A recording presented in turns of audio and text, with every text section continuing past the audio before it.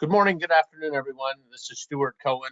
We'll get started in just a couple of seconds. We're just waiting for some of your colleagues to register and log in, and then we'll get started today talking about compliance frameworks and how to build cyber resiliency in your organization and how managed service providers can help small businesses start to get started in this area.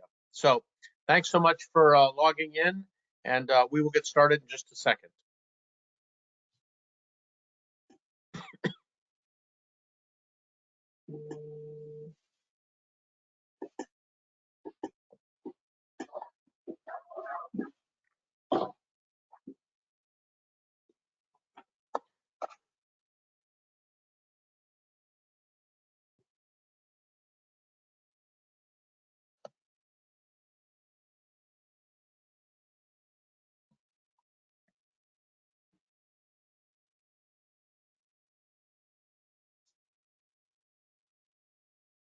So we'll go ahead and get started. My name is Stuart Cohen. I'm the president of IGI Cyber Labs. I want to thank you very much for attending today's session. Today, we're talking about the importance of compliance frameworks to building cyber resiliency. We are fortunate enough to have Jeff and Tony with us today. I will introduce them in just a second. But before we get started, just a couple of things. This series was suggested by the Nodeware Advisory Council in the spring of last year. We've had, multiple thousands of people register for these sessions. They were designed to be public service announcements, so this is not a commercial for Nodeware or for the things and the organizations we represent. This is really about providing a public service announcement.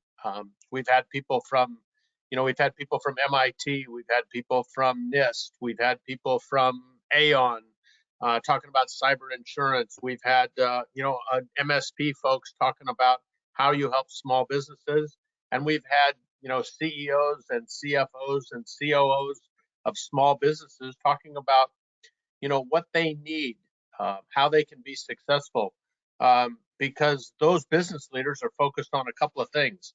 They're focused on making sure their data is confidential, make sure there's great integrity of their systems so they can get to their systems, and if God forbid something happens from a business continuity and from an availability standpoint, they want to make sure their systems are back up and running, because they care about running their businesses and they care about making, growing their businesses, supporting their customers, enhancing their value proposition to the organizations they serve. So these sessions are really about how do you help those SMB leaders? How do you make them be a little bit smarter? How do you make their organizations a little bit safer? As always, if you have a particular topic that's important to you or a speaker you think could be valuable to us, please let us know. We have ongoing sessions coming up. We have one coming up. If we can go to the next slide. I'll go backwards on this for a second. On the 28th, we have Kirsten Bay from CIS18 and Ron Ross, who's a fellow at NIST, talking about implementing controls to increase your insurability, something critically important as it relates to cyber insurance, cyber liability, and obviously as NIST has evolved over the years. In between these sessions, we have something called the Nodeware Live Demo and Peer Q&A. We're fortunate enough to have Billy Turner with us on the 21st. He's the SVP of Operations at Threat Advice. And if you're an end user organization or you're an MSP and you have questions, you want to ask questions about Nodeware, about being an MSP, supporting businesses, that, if you will, is the opportunity to learn about the product. This is a public service announcement. This is not what that session is all about. So just important that we make the distinction between those. So we'll look forward to having you participate on those. We also have a number of activities coming up in May and June, specifically around compliance, how investors, how board members, how IT directors and the like are looking at cybersecurity as with the frequency of events that have taken place. How do they make sure their businesses are once again well protected, they're a little smarter, they're a little safer. So with that, I want to turn it over to today's agenda and introduce our two speakers. We're fortunate enough to have Jeff and Tony with us. Jeff is a solution architect at Telarus, has got a wealth of experience in transitioning people to cybersecurity. How do you get started? How do you take the first couple of steps? And what do you do to be a little safer, a little bit smarter? And Tony Sager, who I've known for a long, long time. Tony is the SVP at the Center for Internet Security, the keeper of the CIS18 and all the activities around that framework, that set of compliances that are in place. And CIS18 is a great solution to get you started on the road to your cyber hygiene plan.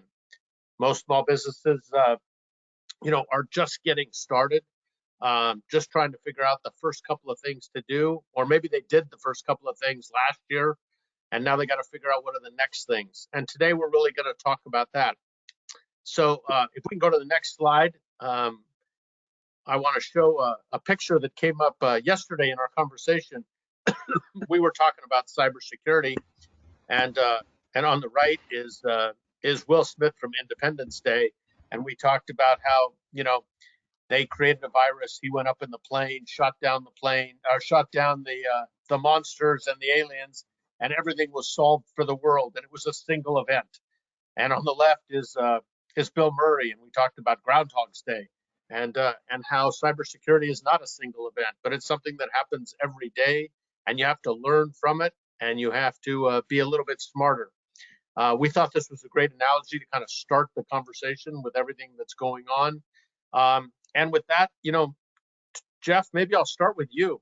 Talk a little bit about, it's not a single incident, but it's a day-to-day, it's a process, it's a set of procedures. And then maybe, Tony, you could elaborate a little bit more on, how do you get started and what do you do? Yeah, thanks, Stuart. Great intro. I wish it was like Independence Day, where we had that silver bullet that we could inject in the monster and it would just go away and we would save humanity from all things cybercrime. Unfortunately, it's not that way. And it is a continual process. Some of you on the call are probably old enough to remember what was called Moore's Law, and it was about processing speed. Processing speed would double every few months. Well, in the cybersecurity world, we take Moore's Law, but we kind of compress a little bit, and cybersecurity changes about every, 10, 15 minutes. So it's a continual process trying to stay ahead of these bad guys, understand what they're doing, counteract what they're doing. And in order to do that, brings us to the meat of our conversation today. You have to have a plan. You have to have a framework in place. And I will be the first to tell you, I think Tony will probably be in line with this, that there are multiple frameworks. Granted, Tony is with CIS, so the CIS18 is obviously a great format. There are other ones to be used, but I think the main gist of this conversation is you have to have a framework in place to be able to build what we call cyber resilience. The number one thing to understand about today's world is that you are going to be compromised. That is the reality. How bad or how weak that compromise is doesn't matter. The fact is the compromise will happen because these bad actors are working 24 hours a day, 7 days a week. I wish they worked Monday through Friday, 8 to 5, and took weekends and holidays off, but unfortunately they don't. So with a framework in place, you are building that resiliency, and when you get to a resilient stage, you are able to recover from that compromise efficiently without a lot of cost involved, and be able to get back into operation, as opposed to not having frameworks in place that you can use as that checklist, if you will. Probably a bad term, but it will get you to the point to where you are not the last person out the door that flips the light switch off because your organization has just gone out of business because of that compromise. the one thing to think about from a Bill Murray perspective, if you will, is that it's a continual process. You're continually learning. You're continually looking at the controls that you have in place in that framework. Do you know what your critical assets are? Call them crown jewels. Do you know what they are? Do you know where they are? Do you know who has access to them? Are you protecting them? Are you able to detect an anomaly in your infrastructure when it occurs? Do you know what normal is? If you don't know what normal is, there's a high probability that you have no idea what abnormal is. And when you detect these problems, can you respond to them? And that response will lead to that recovery phase. But that's not where it stops. And that's the one thing that we need to make sure that folks understand, is that it is a continual process. It does not have an endpoint. It's a big circle, not unlike what Bill Murray went through in Groundhog Day. He woke up every day to the same song on the radio, the same snow outside.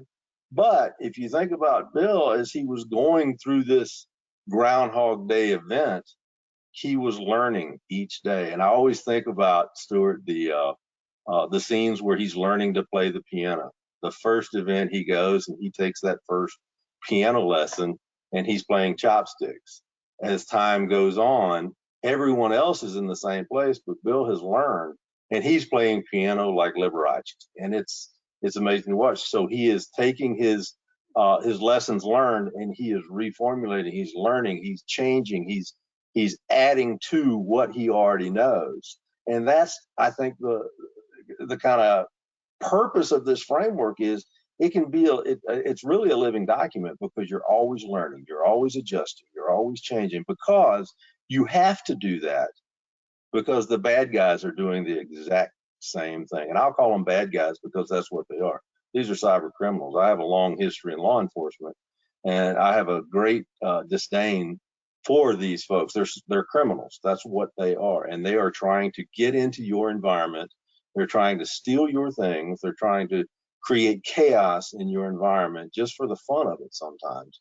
And the countermeasures that we have all have places within the control sets of whatever framework you are using, and they allow you to build that resiliency. So when that compromise occurs, it is not as huge of an event as it would be if you had nothing in place. Tony, I don't know if you have anything to add to that, but I know we definitely share a few brain cells, so we see eye to eye on this. Well, there's a lot of experience wrapped up in the things that you said, Jeff, and appreciate that. Yeah, this whole, I won't beat the metaphor to death, but this Independence Day, Groundhog Day thing is something I've used as a talking point for several years now, and it's to illustrate the difference, right? I always said if I wanted an easier job back at, I spent my first 35 years at NSA. I thought if I wanted an easier job, I'd go on to work in offense, because they have an event. Right, you sort of succeed, you attack, and you win, you get something, you get whatever effect that you want, and that's, we wish cyber defense was like that, right? Heroism, brilliant invention, one moment, bad guy is done. Well, that's not the world that we live in. We don't come back to a parade. There's no ending, as Jeff said. It really is Groundhog Day. That is, we are operating over and over again, right? And hey, what's a good day in cyber defense? When nothing happens. And you string 5 of those together and the boss will take you out to happy hour at the end of the week, right? No, there's no parade, there's no ending to that. And so this idea, and when you think of it that way, the reason I illustrated the talk this way was to talk about the cyber defense machine, right? This is something that you're going to do over and over again. And if you think of it as a machine, then you have to think about things like inputs and efficiency. And what's the feedback loop that would let me make improvements, right? And what comes out of the machine, and how do I take action upon it?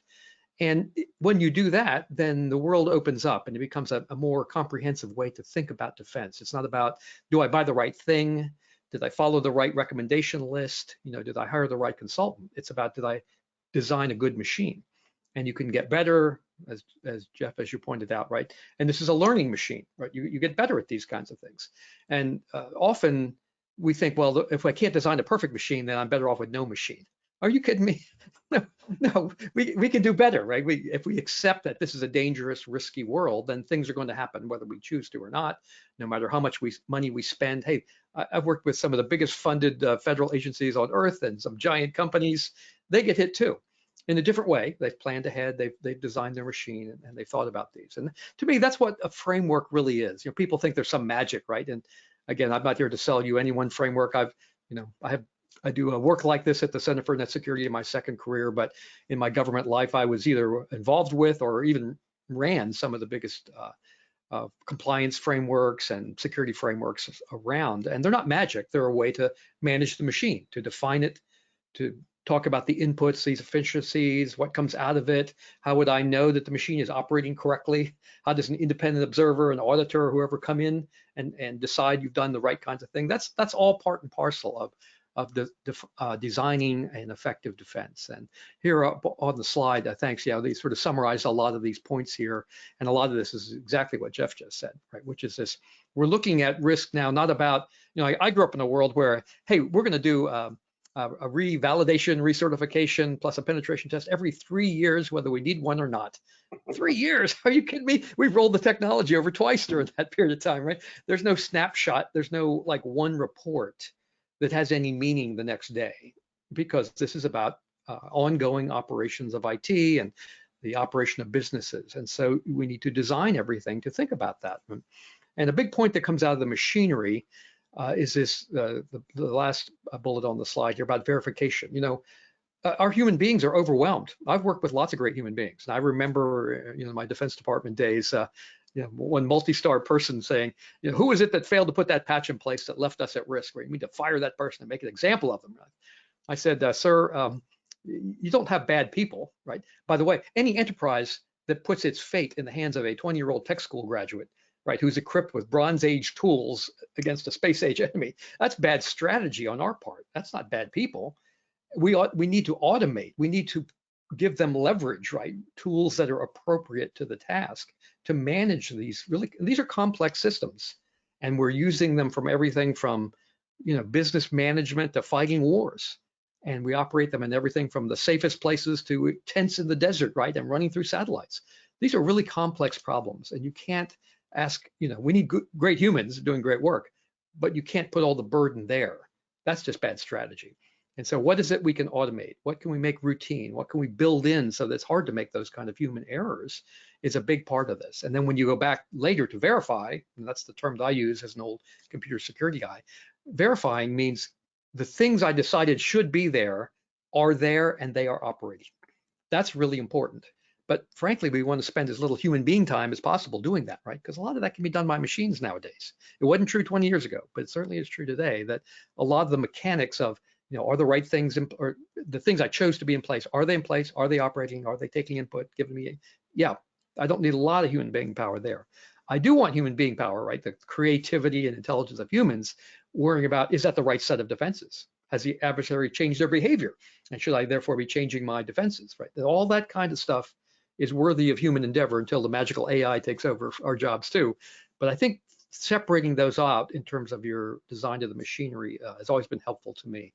But just to summarize, this idea of machinery continuously assessing the risk of my environment is really part and parcel of this. And frameworks, again, are not magic.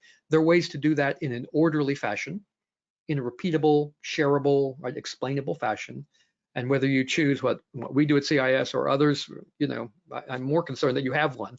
And I had shared with the other speakers here today one survey we had done with one of our company friends a few years ago, where and one of the questions to enterprises was, what framework do you use? And some shocking number, something like 25%, said no framework. Oh, are you kidding me? Again, don't think of it as, am I using the gold-plated, 1,000-page this framework? Is you need some way to take in information. You need some way to execute, defensive steps and report on them. So you have a framework, whether you choose to follow anything formal or written or not. But frankly, if you invent them on your own, you're wasting a lot of energy and time, because most of these things are given away for free, right? This stuff is great, our stuff is great. There's plenty of sources of that. So having no framework is like, I'm just making this up. And therefore, frankly, you're just asking for trouble. One of the things, Tony, to that line, I was speaking with some folks yesterday. And obviously, anytime I'm part of a conversation, I have the framework conversation. That's just part of my being. I can never get rid of it. And we started talking about framework, and what framework are you using? What formalities are surrounding your cyber architecture, if you will? And the response was a little shocking to me as well, because they said they didn't use any framework because they were not mandated to use a framework. And that led to, well, you shouldn't have to be mandated to use a framework to get to the point where you're using a framework, if that makes sense. It's like, you shouldn't have to tell someone to wear a helmet when they ride a motorcycle 70 miles an hour down the highway. That's just, you should just do that. And so one of the misnomers, I think, is people sit back, and especially in an SMB world, they sit back and they wait for a regulatory agency or someone to say, in order for you to be compliant, you have to use the CIS18, you have to use NIST, you have whatever. And so that throws a lot of folks off, and then they wait till the 11th hour. But exactly what you said, I think, is spot on. Whether you're using a formal framework or not, you're using a framework. Your inventions are not new. This is something that a lot of people have spent a lot of time over, and this is what's going to get you to the point of that cyber resiliency that I always talk about.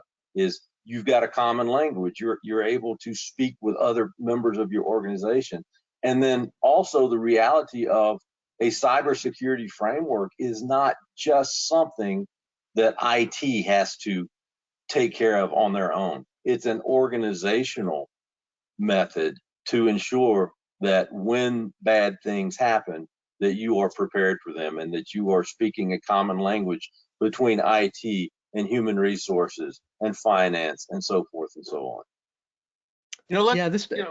We got a question in advance around frequency. And it was, I was part of a large business, and I was part of an enterprise risk management solution that included the chief risk officer, the chief privacy officer, the general counsel, the CISO, the CIO, and the like. But now I'm part of a small business. What do I do to get started? What are the, Alan Alford, when he was on last spring, talked about the 3 legs of the stool to getting started in cyber hygiene. Maybe if you two could comment a little bit on, what do you do if you need to get started? Yeah, I'll offer one thing and then turn it over to Jeff. I mean, that's actually the origin story of the CIS, the Critical Security Controls. So I mentioned I spent my first career at the National Security Agency, and I worked in defense for 35 years in security testing. And so, if I could divide that into thirds conceptually, not literally, the first third was about the technical craft of finding flaws in mathematics and protocols, randomization, software, hardware, et cetera, operational systems. The middle third was about managing groups. So I got to see a lot of failure at very large scale, which I think was at its time pretty unusual. And I spent the last third of my career going, what are we doing wrong? Why are we seeing the same problems over and over and over again? What is, we told them what was wrong. We told them, right? And it occurred to me that we didn't get this right. Just knowing about a problem, that's useful, but it almost never leads to root cause solutions, because the psychology, the incentives, and everything for fixing problems and the people are often different than the people who worry about the testing of systems. And so how do I translate this? Also, as part of that, in 2001, I led the campaign at NSA to release all of the security guidance we had done for the DoD out to the public through NSA.gov. And I'm proud to say that tradition continues to this day. And as soon as that happened, people started to call into NSA, and that's what really started my public speaking activity. Quite unexpected, believe me, for an NSA guy to be out speaking in public.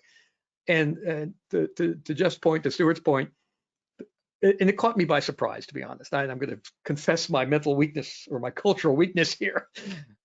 The most frequent question I got once I went out in the public to talk about these things was, Stuart, what do I do first? And I thought, that's actually a really good question. That tells you I've never been responsible to fix a problem. My job is to point people's problems out and walk away, right, with no responsibility to fix it. What do I do first is the logical question from anyone who's worried about this. And my original answer was the classic one. Well, you go to NIST, and here's 1,000 pages of this and 500 pages of that. And go to NSA, we've got 150 pages of that, and like they can't read this stuff. This is the language of practitioners, right? This is heavy duty. If you're into it, it's great. But if you're not, it's not helpful. It's just more fog in your day. So the origin of the controls was about, okay, I grabbed 5 of the smartest people I knew. And this is, these are really amazing people who both were attackers and defenders. What do my friends do first? No one leaves a room till we all agree on a small number of things that all of our friends should do. And do not do what security people do. And Jeff knows this is true, right? We try to solve world hunger in every meeting. Oh, you got a list of 50 things, I'll give you 50 more. Oh, you got 100 things, I got 50 more, right? There's this one-upmanship. These are really clever people who spend their lives dreaming up ways to attack systems, right? So you'll get infinite lists. The number of things that could be problems or that could be fixes is sort of never ending. The real discipline is, how do I get started? What's the foundation? What gives me the most value, right? What's the 80-20 rule? That's what drove the start of the critical security controls. And so, and our first few will be found in every other security framework on earth. I think Jeff talks about the, knowing what you have, hardware, software, managing your administrative privilege, all these sort of basics that we know people need to do. So our starting point, and we have divided up, I won't go to the details, but the listener can go to CI security.org. And so we do not attempt to recreate the wonderful work, and it is wonderful work of the NIST catalog and the NIST risk management framework. But within there, what we try to do is prioritize the smallest number of really important steps that everyone ought to do, even if they can't navigate through a gigantic risk management framework, even if they can't afford a high-end consultant to help them understand what's the mass market of problems that we know about as identified by the Verizon data breach report and Palo Alto and CrowdStrike, right? We're getting the same information over and over again from all these great companies who are, much to my surprise, are sharing all this information at no charge to the public. So we ought to be able to take that and decide what to do. So you'll see those kinds of steps as defined. What we did also, even within the CIS20 and now 18, is identify subsets within there. So we call them implementation groups. So start with implementation group 1. You don't have a lot of resources, risk is low, start here, right? The prescriptive, and the idea is to move people quickly to action. So I won't go to the details. They're all available at CIsecurity.org. But Jeff, you see this kind of up front and close, right? Because you deal with this in the last mile of talking to people. So I'm interested in your perspective on it too. Tony, I've always said that the number one attack vector in any organization, I don't care if you're a Fortune 50 or a 10-person mom and pop operation, the number one attack vector is always going to be people. That's always the weak point, right? And so I've always said I don't worry so much about the guys over in North Korea, Iran, Ukraine, the picture that we have of the person in the hoodie over a keyboard, tapping away. I worry more about Betty over in accounts payable, who just clicks on every email that comes in because she wants that free Starbucks card, right? So I think because I see that as the highest attack vector, I see one of the most important parts of establishing any cybersecurity plan or platform in an organization, regardless of size, is the education of your users, right? To be able to understand that they are going to be hit with phishing emails, with those sorts of attacks, and being able to recognize what they are and opening the communication within the organization. There's stories of folks that have lost a lot of money because of a phishing campaign where the controller of an organization gets an email from the CEO saying, I need you to transfer $700,000 to this account. I'm about to get on an airplane, thanks. And they do it even though the CEO is 3 doors down from that person. They didn't get up out of their chair, walk over and say, hey boss, I just got this and it looks weird, right? Or they didn't question the fact that the CEO, that email from the CEO came from, hotmama92@gmail.com, right? So I think it's an ongoing educational piece that needs to take place. And I mean, this relates to any other job. Every time, you don't hire a bunch of carpenters that don't know how to use a hammer, or the new tools that come out, you're not giving them refresher courses on, hey, this is a new way of doing things. And it's not something that is done once a year. You know, in the government service, Tony and I both worked in the government for a long time. We had annual refresher training where you went through soup to nuts, every department, everything that you had to know. It's an ongoing exercise where you're sending phishing emails to folks, you're presenting a document, an email blast, a newsletter of, hey, this is what's going on. I spend probably the first hour of every day and the last hour of every day looking at various places that I have access to that are showing what these bad guys are doing, what their new techniques are, how they're doing it. But again, if we're not continually integrating training, and it's not, a lot of folks shy away from this this concept of phishing testing because they don't want to look like they're trying to fool people or embarrass people. So we make it into more of a, you know, the term is gamification, right? It's almost a contest where you clicked a link that you shouldn't have clicked. You're not in trouble. We're here to educate you. Here's why you shouldn't click that link. If you don't know who it's from or what it is, if you know full well that you didn't make a PayPal purchase or an eBay purchase, why are you clicking that link saying there's a problem with your payment, right? Understanding the technical controls, but also understanding it from a human perspective, right? That you need to understand that the bad guys are out there. And we talk about in law enforcement, we talk about, you know, white, orange, and red levels of attention, right? If you're in the white zone, you're just kind of la la la la la. You're not caring about anything. If you're in the orange zone, you're not paranoid, but you're looking around. You know that the potential is there. If you're in the red zone, you're constantly, your head's on a swivel. You're looking for the bad guy. I call it building healthy paranoia. So when those emails come in, you take a second look at it and you don't just click, right? You look at it, you ask questions, and your organization is giving you the freedom and the ability to ask questions. If it's not a bad email, if it's valid, no harm, no foul.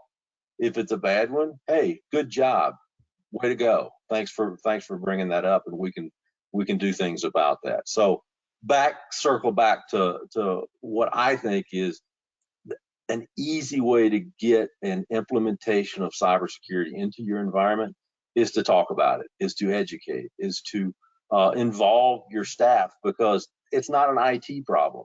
It's an organizational problem, and it's going to go from the lowest level member of your team up to the C-suite. Well, I think and you hinted at, Jeff, you know, that educating this, right, is part of designing a machine. Absolutely. And so there are several pieces to this. One is that sort of awareness is where we often focus a lot of attention in this business. But, you know, awareness by itself is not the state-of-the-art awareness training fails at least 10% of the time, right? People will always fail at least that, and typically much higher.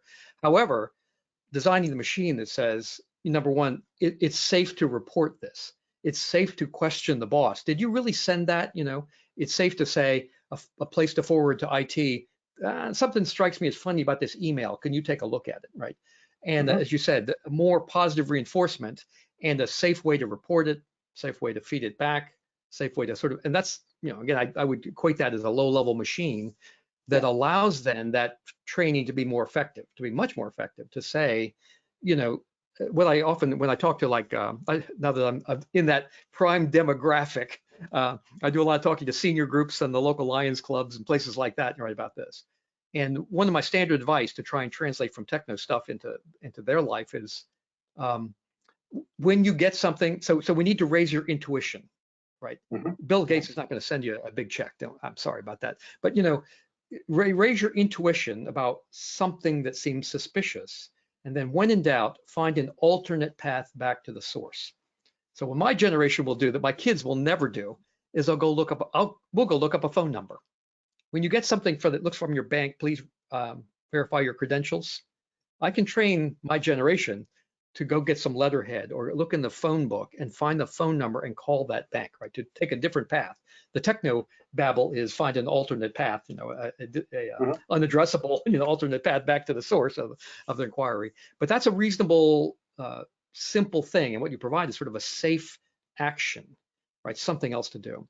And the other thing I remind folks is that you have to design the rest of this machine because, your workforce has a job to do, right? Whoever it is, it's in accounting. The people coming after you are trained professionals. This is how they make their living. And I have a son who's a county police officer, locally here, and he gets to see this, right? He takes a lot of those kind of reports, and he said, "Dad, these guys are really good. They know how to keep people on the line. They know how to raise their fear. They know how to keep them, from asking for their kid to come to the phone or their father to come to the phone or whatever. They are pros. They know what they're doing, right? Because they're doing this all day long, and they don't have to hit on a very high rate to make a really good living. So, what we're trying to do is train our people who have real jobs, that help pay off for the company or the agency against trained professionals. So there's the education awareness part. There's the machinery that gives them sort of safe space to operate, like you said, right? We're not going to, hey, it's okay to report something that seems suspicious. It's okay. Or here's how you do it, and and you have to have management that cares about that stuff, right? Who do I punish, or how do I protect my enterprise? That's really the difference in the question. Stuart? To that point, obviously the education, the cyber education on phishing is critically important. That's something that ought to be done.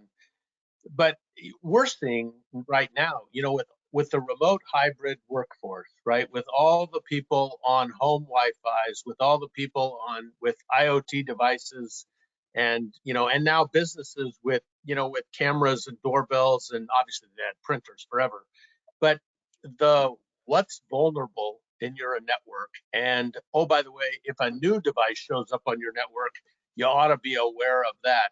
It seems to me, that continuous monitoring of what's vulnerable, and at a minimum, make sure what's vulnerable is away from your critical data, and ideally contact a local MSP to provide local assistance, local support, and help you through this process. Because of the 2.5 million businesses in the United States, between 5 employees and 500 employees, most of them don't have an IT person. And if they have an IT person, they don't have a security person. And they need assistance. And that's where the MSPs can really be of huge value to them, whether it's just helping them with phishing, or whether it's identifying what's vulnerable and either removing it or isolating it or fixing it through mitigation. And then what new devices show up become critically important to you. And then it allows you to do things like multi-factor authentication to get started. I'm just wondering, maybe if you could comment on, what used to be quarterly scanning or monthly scanning, which is now continuous scanning requirements, both from insurance and from compliance, but also just a general need for the business leaders to be able to spend the vast majority of their time running their business. Mm-hmm. Yeah, that's huge, Stuart. The conversation that I have multiple times a day is, whenever I ask, what is your security posture? What does your security team look like? 9 times out of 10, or 10 times out of 10, really, it's going to be the response is, well, we have a guy, right? And the reality is, our security resources are so limited, right? We've got the guy, but what you're not saying is he's also responsible for running the help desk. He's configuring firewalls. He's helping users with a problem that they may have. He's also probably changing toner cartridges in the printer. So he's got that much time out of this much day to focus on anything security. It just can't be done. As Tony said, yeah, these guys, these bad guys, they're not picking and choosing and going just after large organizations. That's part of it, but they're going after whatever they can get. And in order to fully be able to defend against that, you have to have someone that is watching the house, if you will, eyes on glass, and it is a 24-hour a day, 7 day a week job that people need to do. And when something happens, they can respond to it and they can mitigate it, right? It's a continual process. It's not, well, we look at our logs every Thursday. Well, that's great. That's going to give you a history lesson of what happened last week. So to be able to understand what's coming into your environment, what's attaching to your environment, the fact that we have so many remote users now, that's the one thing that COVID-19 did, is prove that you don't have to be in an office in order to be efficient. But whenever I give that employee a laptop and say, here, you're going to work from home from now on, and you're going to use your own Wi-Fi network, what else is on that network? Who else, do we even know if you have encryption on your network? Are people doing other things, gaming, shopping, all of that, where the bad things come into play? So do you know what is in your environment? It's got to be a constant thing. And back to Tony's comments, build that machine, right, that does that. But we have to have eyes on glass 24 hours a day, 7 days a week, because the bad guys do not sleep. Well, to that point, and then I'll turn it over to Tony. To that point, 24 months ago, corporate devices used to get an agent from Nodeware to be able to scan the device while they were working remote. Now, the vast majority of those corporate devices have a sensor, so they can scan everything on their home Wi-Fi network, because it's all the other stuff attached to that Wi-Fi network that's going to get to that corporate device, that's going to get access to the critical data. And now you have an interesting dialogue about, which employees' home Wi-Fi's do you want to be monitoring to see what's on there? But if that executive or that key employee's got access to critical data, that becomes a Wi-Fi that's important to keep track of. And we have a lot of sensors going out on those corporate devices because people want to know what's on those home Wi-Fi's. And Tony, maybe you can elaborate a little bit more on just the requirement for continuous scanning, with the frequency of attacks combined by the requirements both on the compliance side and the insurance side to have that, machinery, if you will, in place. Well, I think one point you made, Stuart, really resonates, right? In this, and these have not been normal times for lots of reasons, especially for the last couple of years. But we saw this massive shift in the way the workforce operates, right? The work from home stuff, and a lot of things happened in a hurry, including at security companies, but everybody in the economy was affected by that. And I think right now, just based on observation, a lot of folks are going back now to figure out, where is my data? Where is my critical stuff? In the interest of keeping the business going, right? A lot of things happen fast. And so companies, like ours and many of our peers, and whether security or not, are going back to look at how can we manage this better? Because we're not going back to where we were, right? Like our company, we're not going back to a single headquarters and 90% of the people are sitting in the same building. We like this flexibility. The workforce likes it. So we're going to have to manage differently, which means being, following some kind of framework. Again, framework is not magic. It's about thinking with discipline. Right. What is the data that really matters? What is the capability that is critical if lost to my company would cause me to lose money or go out of business? So some solid thinking about that. Now, how does that translate into IT, right? As Jeff said, IT is secondary to that. This is about business management, risk decision-making. Okay, now, but that is managed through IT, and it allows flexibility. And one of the challenges of that problem is that a lot of modern IT is actually designed to abstract us away from knowing the details, right? We move to the cloud because I don't want to buy 1,000 machines and hand configure them. I want someone else to do that. Well, now you don't actually physically know what machine your data is on because it's being managed elsewhere. So you're, in some sense, outsourced some of your challenge to someone else. That doesn't, if you are subject to legal responsibility, you have not outsourced your legal responsibility, you've outsourced the implementation, but you're still responsible. Therefore, you have to work out some negotiation, right, between you and a service provider. Well, I'm responsible to handle my data and prevent it from being lost here. What are you doing now on my behalf?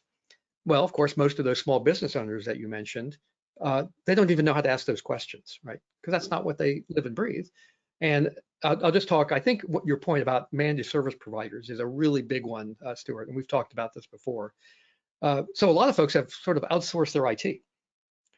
But guess what? For small businesses, I don't know the numbers like you do, but most managed service providers are actually small businesses who don't have any more security expertise than the people that they're managing for, right? So, and when I've talked to a number of them, they go, well, no, I don't have any security expertise. Some of them do because they're just clever and they like it, but most of them don't. And they go, but no one asked for it. They're not demanding it, right? So we have a supply and demand issue here, right? So there's a bit of education of the consumer to know what to ask for so that it makes economic sense for the supplier to say, you know what, it's worth training somebody and getting better management Absolutely. tools.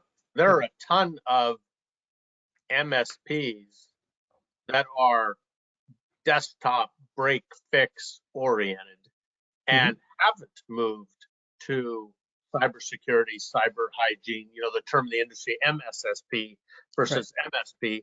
But the ones that have are providing an unbelievably valuable service to the to the man or woman that part-time supports the desktops in the small business and needs that assistance. Yeah, and in some sense, right, again, it's this sort of framework resilience language that we've been using here. You can now turn over some of this monitoring, management, scanning to professionals, right, who have the right tools, who have training, in the best case, right, but by sort of contractual, what does the service level agreement say? You want it to be able to say that I have continuous management of these assets, and I know when things change, right? I know what normal looks like. I think Jeff spoke earlier about that. And how does that, because that's the question the auditor is going to ask the company. How do I know where your data is? How often are you scanning it? Blah, blah, blah. Well, if that's not, again, if that's not in the service level agreement, it's not going to happen. So you've got to make sure that you tighten that linkage there, right? And so framework, again, is not about which piece of IT, it's about how do I identify the important information, and then how does that get implemented? And it could be implemented on premise, through an MSP, through other means, and that's all okay. But it's a way to, with discipline, think that through and then present it. What I often say, there's a talk I give, I call it the defender's dilemma. If you'll pardon me, just another 30 seconds here. So in cyber defense, what I call the defender's dilemma has 3 elements, right? You have to figure out the right thing to do, whatever that means, right? And frameworks or recommendation lists like CIS will help you with that, help you narrow in on the most important things to do. Number 2, you got to do it. You got to buy stuff, train stuff, operationalize things, write processes. And a lot of folks get stumped there, right? Because these are hard things to do. But what really eats up money and time is the 3rd element of the defender's dilemma. I got to prove to other parties that I've done the right thing. Auditors, judges, insurance companies, they're all coming for us right now, okay? That's how we manage risk in society, is we do it through a mix of regulation, what you have to do because the government says so, or it's built in, what the market says, et cetera. And so, enterprises find themselves, they don't deal with one security framework, right? Or one compliance thing or whatever. They deal with, who knows, 3, 5, 10, depending on, are you handling credit card data, medical data? Are you operating in Europe? Are you operating only in US? There's a lot of different things, and therefore there's a lot of people looking over your shoulder, asking you to explain, tell me how you're meeting the intent of whatever it is that governs you. And if you don't have a disciplined way to identify what's important, again, run the machine and report on it, you're going to find yourself explaining from scratch over and over again really complex things. If you have no framework at all, frankly, you're lost. Well, you're probably required to. And so this idea of, how do I make that 3rd element, right? We want people spending their money or their resources on doing the right thing, right? Defending themselves, and as little as possible, explaining what they did. But that's not possible unless you can bring some structure to that conversation. So I think that all kind of ties together in this notion of continuous, right? I want to, this is not every 3 years whether I need it or not kind of a thing, right? And even 3 months is not that meaningful. It doesn't mean you have to look at every asset, every moment of every day, because the frequency is also a risk decision. Right. How often do I need to validate this? Well, hey, can I patch within 24 hours, 48 hours, a week? Or maybe it's dependent upon, hey, my outward facing things face a higher risk, therefore the number is different than my backroom server, isolated DMZ stuff. And that's okay. That's a reasonable, rational kind of decision process that a framework will help walk you through. Because again, you're not going to build perfection, so we're going to have to build something more rational. No, I think what's important is you don't want the vulnerable device connected to critical data, and that one you'll get to in the next 30 days, right? Right. I think that becomes the key is if there's a new device that shows up and it's on your network and it could get access to critical data, that's the one you ought to solve. Or the one I that's think, vulnerable, you want to make sure you isolate it or fix it. yeah, and And Jeff, just you must, briefly, I'm sorry, that opening conversation that folks like Jeff have, right, when you show up right? and you ask, that's the key, because a lot of folks, and I think that's what you were telling us, haven't thought that deeply about these critical dependencies, right? About these bad things that could happen and what data really matters and what service. And so your ability to guide them through that, if you don't start there, you sort of never get to an intelligent design of your machinery, because now you're just trying to solve some nebulous pile of problems, right? And that's not a very successful approach either. Jeff, you were going to comment? No, I totally stacked on what Tony has said, and it's a one of the things that with what's going on in cybersecurity right now that I've seen, and I actually call it a good thing, with all of the attacks that we see that are happening. Every time you open a magazine or a news site or what have you, there's something about ransomware. There's something about cyber criminals doing this. Another company is folded because of this. The one thing that it has done for us is brought awareness, right, to the leadership of organizations. The other piece of it is, and again, I think we all get these conversations of we're trying to get cyber insurance and we can't get it, right? They're not writing a policy. Our coverage is lower and our premiums are higher. And what it is doing, it is actually forcing the executive layer of organizations to pay attention to this stuff, to implement this stuff. And it leads into the establishment of a framework in your organization, nothing that you thought about prior.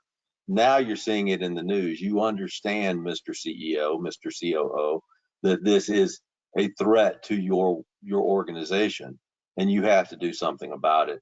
And it's actually making the conversation a little bit easier because now folks realize this is a problem and these bad guys are not they're not stopping. They're getting worse and worse and worse. So it allows us to go into organizations and say, in order to get to the point that you want to be, you establish a framework, right? We don't call it a checklist. Well, we can't call it a checklist, right? Tony and I have theories on documentation and checklists, but it gives organizations of whatever size, it doesn't matter, the ammunition to go to their executive staff and say, we need to establish this. We need to do this. We need to do this.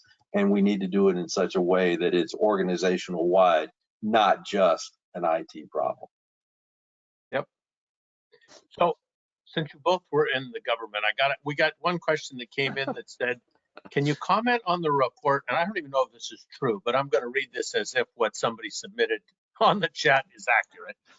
Can you comment on the report that the U.S. government cybersecurity teams claim to have removed malware and bots from networks in the U.S. and to some extent from Europe? How exactly could they have done that? I don't even know if that's a true statement. I don't know if anybody actually said that in the U.S. government cybersecurity team, but to be responsive to the people who logged in and to registers, I feel an obligation to at least state the question they posed. Any idea what I'm talking about? Yes. Well, I just skimmed through the article right before this this podcast here, or this WebEx. Yeah, and I don't know the details of the situation, but yeah, it's legitimately reported, right, that that law enforcement officials, as part of a court sanctioned activity, we'll say, had been removing malware, beyond looking for it. So this was the issue, removing some code. That, and again, without commenting on the facts or the truth of it, we're in a gray area here around the role of law enforcement, the treatment of this as a national security issue versus a law enforcement issue, the touching and tinkering potentially with the hardware, right, the property of potential victims, with good intent, right, to prevent maybe the spread of something, but with the potential for causing damage. I mean, IT systems are fragile enough as it is. So it's a complicated area. I certainly don't have a or B, left or right, gray, white or black question on it. But I just looked at the article ahead of time, and it just like eyebrows up. Okay, this is going to be interesting to see how this plays out. Now, Jeff, I don't know if you followed the reason you were close to the law enforcement side of this. Yeah, I mean, we shut down websites, we do this, we do that. I always go back to the Silk Road type, dark web sites where people order drugs and things of that nature. I do know that a lot of organizations, for instance, Apple, Google, they'll remove malware infested apps from their app store. Does the government take credit for that? Maybe. Maybe it's directed by the government that, hey, Apple, you have to do this. As far as that being scalable, it's going to be very difficult, right? Can we remove malware? Absolutely. But then the malware is going to change, and whatever the detection device was, are we keeping up with that? So it's a law enforcement issue, and it's something that, there's probably a lot of malware that has been taken off, but to Tony's point, can we just go in and tinker with someone's system? Maybe not. That's for the courts to decide. So I'd kind of take it with a grain of salt, to be 100% truthful. I think there are efforts that are taking place. Whatever those numbers are, I'm sure they're nebulous at this point.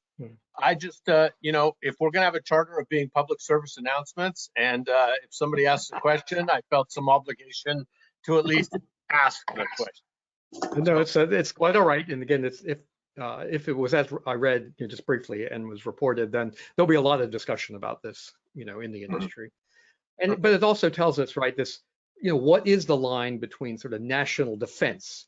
That's part of the Independence Day, Groundhog Day, right? The enemy is out there in the alien mothership, right? We know where they are. We attack them. Well, cyberspace, right? The enemy is our environment. We are in this risky environment. There's no separating. There's no nice, neat.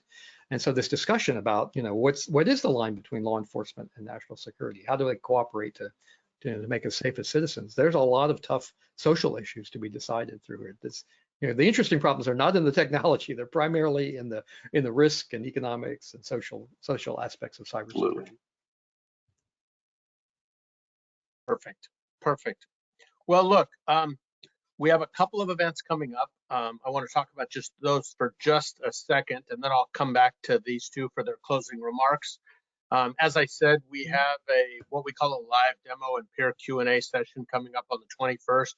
It's an opportunity to not only ask questions, but it's also an opportunity to listen to your peers ask questions. So you don't have to be on a one-on-one discussion. You don't have to be in a one-on-one demo. But you can hear what's on the minds of other MSPs, hear what's on the minds of other end users about how they're dealing with this situation, how they're getting a little bit smarter, how they're getting a little bit safer. And then we have Kirsten and Ron Ross on the 28th talking about implementing controls to increase insurability. This conversation was a little bit more as it related to compliance. That one is a little bit more about what the role compliance plays in. As Tony just mentioned, can you get your premium renewed? How much more is it going to cost you? What's your coverage going to look like?